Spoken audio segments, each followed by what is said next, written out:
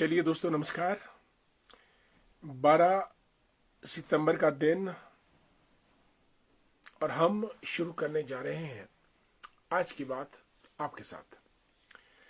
प्रिय साथियों, हमारे कार्यक्रम हर रोज आपके लिए लाइव चलता है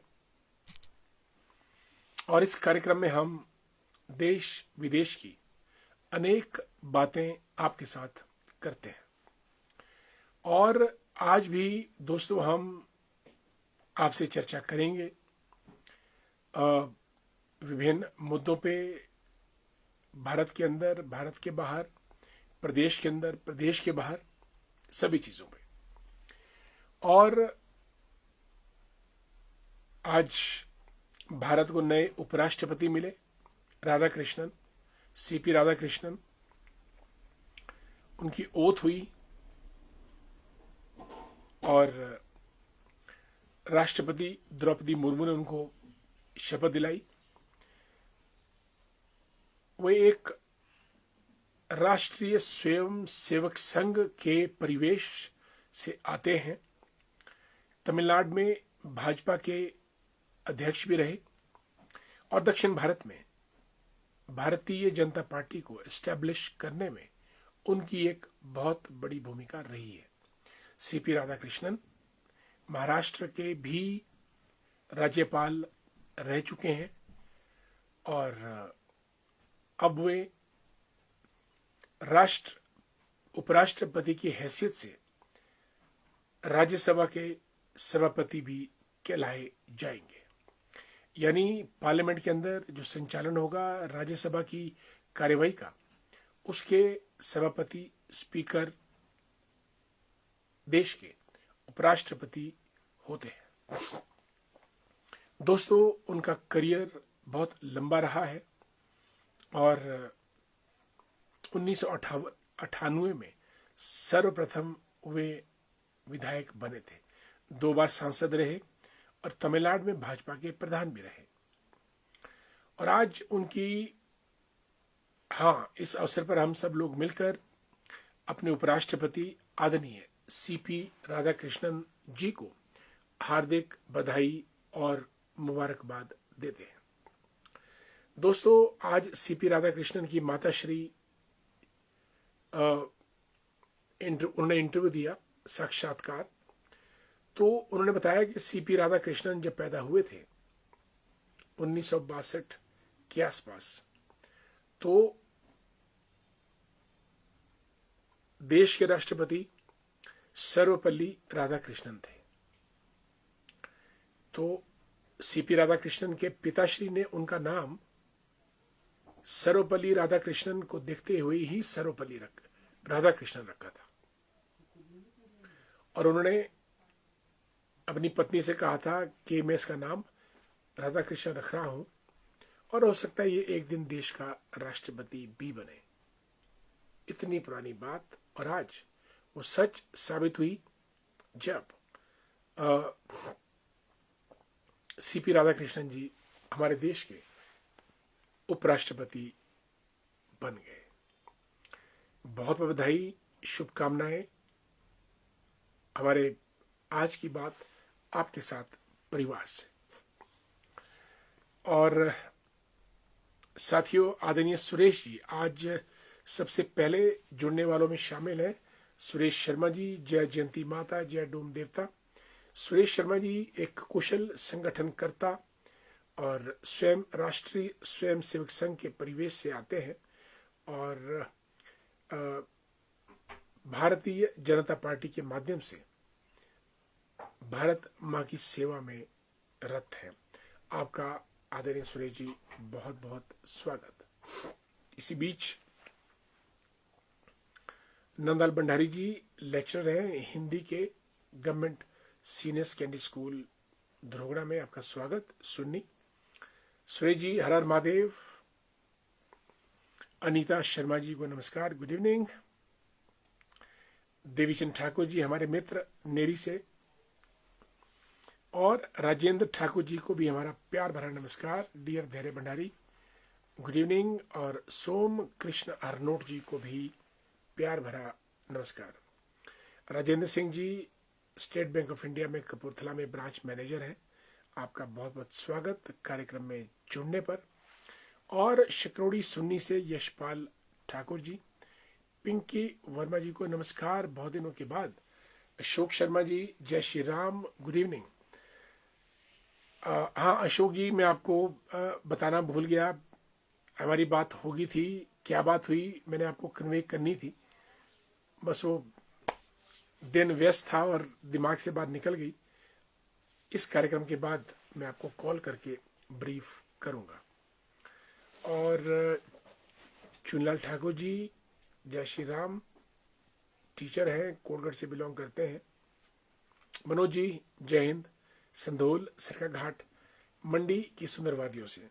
और हमारे मित्र नरेश भंडारी नीटू दी ग्रेट, जगबंधु वर्मा जी और राजेंद्र सिंह वर्मा जी को भी मेरा प्यार भरा नमस्कार और जय संघर्ष। सुरेंद्र ठाकुर जी और प्रीतिका ठाकुर दोनों को का अभिनंदन, स्वागत और हमारा नमस्कार भी। दोस्तों, नेपाल में 48 घंटे की हिंसा का हमने वो रूप देखा जो अकल्पनीय था। लोग जान बचाने के लिए पानी में कूद गए, बड़ी बड़ी जगह से छलांगे मार दी, हेलीकॉप्टर में रस चेन लटकाकर टोकरी में बैठकर लोग उड़ लिए, वगैरह वगैरह। कितने ही घर जला दिए गए, होटल जला दिए गए। अब नेपाल में 48 घंटों के बाद हिंसा थमी है। जो जेनजी लोग हैं, जनरेशन जेड, जो 1997 से 2011 में पैदा हुई, जिन्होंने ये पूरा खुराफात या फिर भ्रष्टाचार के खिलाफ आवाज बुलंद की, उस जनरेशन ने अब सुशीला किर्की के नाम पर अपनी सहमति दी है कि उनको नेपाल का इंटरिम प्रधानमंत्री या फिर अंतरिम प्रधानमंत्री बनाया जाए। और मैं समझता हूं कि कुछ देर के बाद, आधा घंटा पौना घंटा के बाद, सुशीला किर्की जो है वहां की राष्ट्रपति की शपथ ले। और जेनजी इसमें शामिल नहीं हो रहे हैं, लेकिन सरकार के कामकाज पे वे नजर रखेंगे।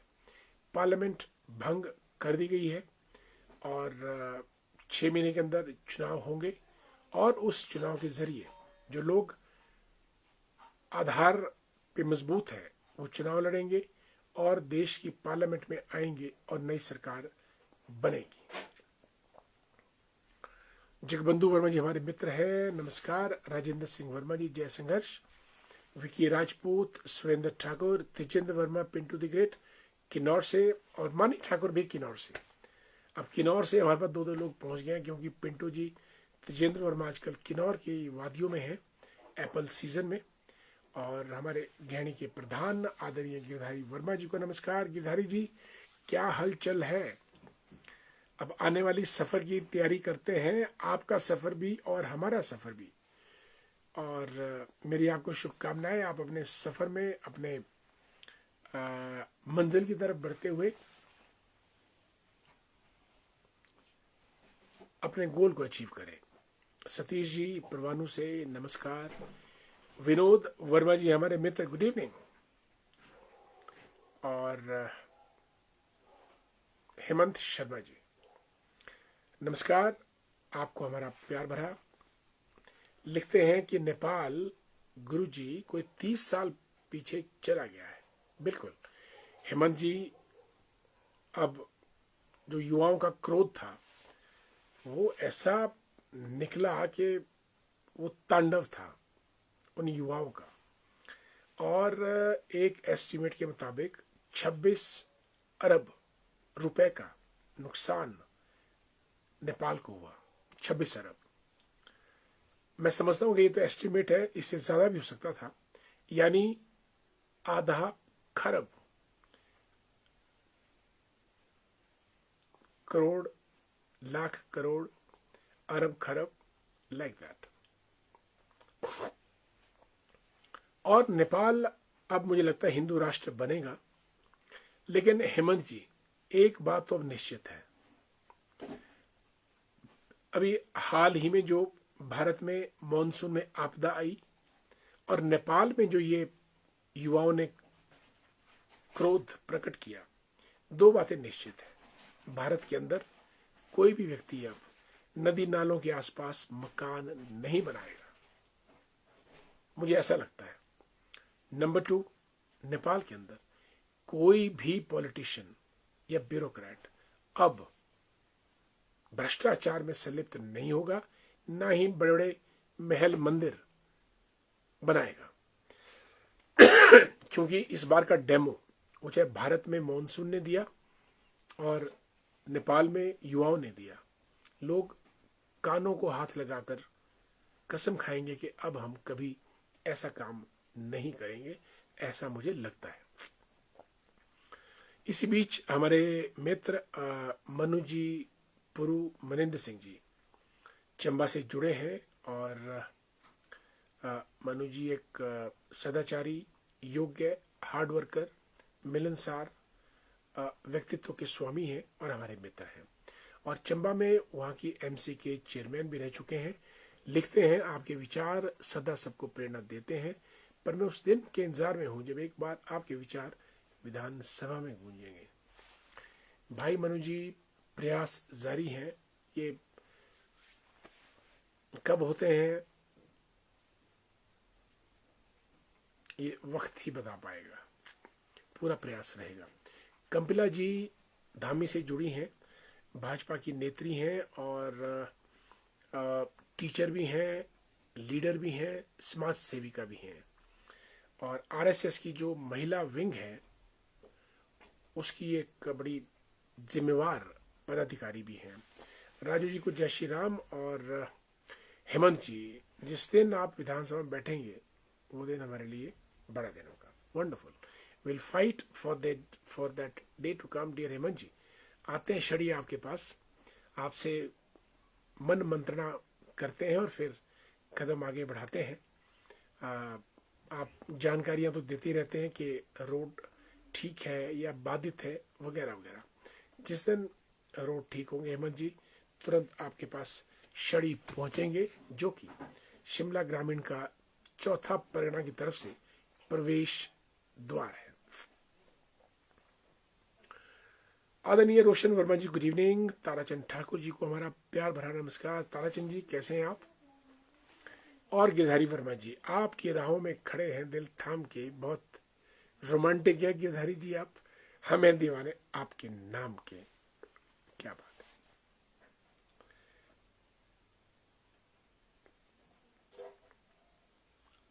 ब्यूटीफुल, बहुत सुंदर। कमल राज जी हमारे मित्र हैं। कमल राज जी नमस्कार और बहुत बहुत स्वागत आपका।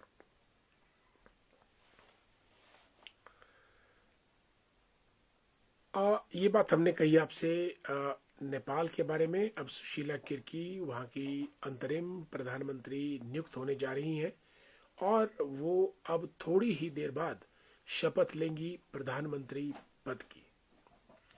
अब नेपाल के युवाओं का क्या होगा, जनरेशन जेड का, और भ्रष्टाचार पे लगाम कैसे लगेगी या सभी को साथ कैसे लिया जाएगा। और जो सुशीला किर्की हैं, ये दो बातों के लिए जानी जाती हैं, इसीलिए इनका चुनाव हुआ प्रधानमंत्री पद के लिए। नंबर 1 ईमानदार, नंबर 2 भ्रष्टाचार के खिलाफ आवाज बुलंद करती हैं, और तीसरी बात न्यायप्रिय हैं, खुद चीफ जस्टिस ऑफ नेपाल रह चुकी हैं और अब देश की पहली महिला प्रधानमंत्री बनने जा रही हैं। नेपाल भारत का पड़ोसी राज्य है। भारत के साथ नेपाल के रोटी बेटी के संबंध है। जो नेपाल में होता है भारत में इसका प्रभाव पड़ता है। लेकिन दोस्तों, बहुत सालों से नेपाल अपने आप नहीं चल रहा है, इसको या तो चीन चलाता है या फिर अब अमेरिका चलाएगा। कमला जी, मनोज ठाकुर जी हमारे मित्र, सभी मित्रों को नमस्कार। Dharam Singh ji good evening. दीपा सिंगला जी को भी नमस्कार, रामपुर से जुड़ी हैं। दीपा जी रिटायर्ड लेक्चरर हैं इकोनॉमिक्स की। Wonderful Deepa ji, good evening. Mantu Verma my dear friend, how are you? Good evening. कैसे हैं मंटू जी आप? दोस्तों, ये बात हमने आपसे बताई। और नरेश भंडारी जी लिखते हैं कि सर नमस्ते, सत्ता परिवर्तन के बाद नेपाल फिर से पटरी पे आ जाए, यही दुआ करते हैं। बिल्कुल दोस्तों, नीतू भंडारी जी से चर्चा में आगे बढ़ते हैं। हेल्थ मेडिकल की बात करते हैं। शिमला में सुपर स्पेशलिटी हॉस्पिटल है चमियाना में, वहां पे रोबोटिक सर्जरी शुरू हो चुकी है। आज हिमाचल का ये भी सौभाग्य रहा कि टांडा मेडिकल कॉलेज में भी रोबोटिक सर्जरी मुख्यमंत्री द्वारा ऑनलाइन प्रारंभ कर दी गई है। बहुत बड़ी बात है। हिमाचल में अगर हेल्थ और एजुकेशन यानी स्वास्थ्य और शिक्षा का स्तर बढ़ जाए तो मैं समझता हूं कि हिमाचल वासियों के लिए इससे बड़ी सौगात और कोई नहीं हो सकती है। और हिमाचल एक सौभाग्यशाली राज्य है कि इस किस्म की एडवांसमेंट हिमाचल में हो रही है। नरेश भंडारी जी, बिल्कुल नेपाल में शांति हो, हम ये चाहते हैं। और हमारे मित्र चुनाल ठाकुर जी लिखते हैं, इज अ ग्रेट टीचर, भ्रष्टाचार ने तो हमारे देश को भी खोखला कर दिया है। बिल्कुल सोचो, जनता के लिए पूरे प्रदेश में एक अच्छा अस्पताल नहीं बन पाया। जब से देश बना या प्रदेश बने, हिमाचल की बात करें तो कोई ज्यादा बड़ी बीमारी हो तो पीजीआई के लिए ही जाना पड़ता है। बिल्कुल, और वहां फिर धक्के मुक्के भी खाने पड़ते हैं और वहां जल्दी नंबर लगाना बेहद ही मुश्किल है। Absolutely right. कहां गया देश का खरबों रुपया? बीमार होना एक गरीब को अभिशाप है। चुनलाल ठाकुर जी ने मेरे मन की बात लिखी है और सरकारों को सोचना चाहिए कि बजाय इधर उधर खर्च करने के एक अच्छी जगह खर्च करें, एक अच्छा अस्पताल बने, एक अच्छी यूनिवर्सिटी बने। हिमाचल में एक जबरदस्त हॉस्पिटल और जबरदस्त यूनिवर्सिटी का निर्माण होना लाजमी है और एक एयरपोर्ट, तीन चीजें बहुत ही लाजमी है पूरे प्रदेश के लिए। इसी बीच राज नेगी जी, जो खुद टीचर हैं जाखू सेंट्रल प्राइमरी स्कूल में आजकल, गुड इवनिंग राज जी, स्वागत। और विशाल नेगी को भी मेरी आप हेलो कहें। और we are working on his project. Vinod Verma ji, Radhe Radhe, जय श्री कृष्ण, नमस्कार। दोस्तों, ये तो मैंने आपसे जिक्र किया नेपाल का, और सुशीला किर्की जो प्रधानमंत्री बनने जा रही हैं। और आज दोस्तों वर्ल्ड डॉल्फिन डे भी है। आपको मालूम है, डॉल्फिन्स ऐसी फिश हैं जिनको समझदार कहा जाता है। ये अपने मास्टर का डिक्टेशन समझती हैं, उसकी डायरेक्शन मानती हैं, और जो इशारा मास्टर्स करते हैं डॉल्फिन उनको समझती है और करती है। और समुद्र में जो प्रदूषण बढ़ रहा है और डॉल्फिन के साथ जो अत्याचार हो रहा है, इन्हीं दोनों बिंदुओं को रेखांकित करने के लिए आज का दिन वर्ल्ड डॉल्फिन डे के नाम से मनाया जाता है। दोस्तों, आप सबको वर्ल्ड डॉल्फिन डे की हार्दिक बधाई और शुभकामनाएं। इसी बीच बिट्टू ठाकुर जी, सूर्यवंशी साहब जुड़े हैं हमारे साथ, जय श्री राम और आपको मेरा नमस्कार। और हमारे मित्र रमेश ठाकुर जी को भी जय श्री राम। तत्ता पानी की सुंदर वादियों से गुरुदेव जी सदा ही हमारे कार्यक्रम में उपस्थित रहते हैं, जुड़ते हैं। गुरुदेव जी, आपको मेरा नमस्कार और आप कार्यक्रम में जुड़े, आपका धन्यवाद भी और हार्दिक अभिनंदन भी। दोस्तों, श्राद्ध के दिन चल रहे हैं, पितरों को भोजन, उनकी स्मृति करना, उनकी पूजा करना आजकल के दिनों में किया जाता है। हमारी प्रार्थना है कि सभी के पितर प्रसन्न रहें और सभी के पितरों का आशीर्वाद आगे परिवारों पर रहे, ताकि सब परिवार फले फूले। साथियों, आज की बात आपके साथ हम यहीं समाप्त करने की मुझे इजाजत दीजिएगा। आप सभी मित्र शुभचिंतक कार्यक्रम में जुड़े, आप सबका दिल की गहराइयों से बहुत बहुत धन्यवाद, अभिनंदन। और कल हम फिर से मुलाकात करेंगे किन्हीं नए विषयों के लेके। तब तक के लिए नमस्कार, जय हिंद।